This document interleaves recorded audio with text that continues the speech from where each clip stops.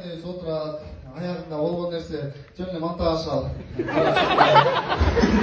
Баары казактай болот деген монтаждан ошол.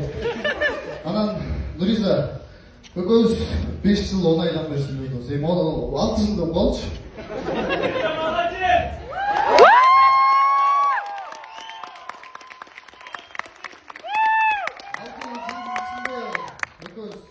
Көп нерседен өттүк, башынан көп нерсе өттүк, көз уже жүргүзүп жаттаптык.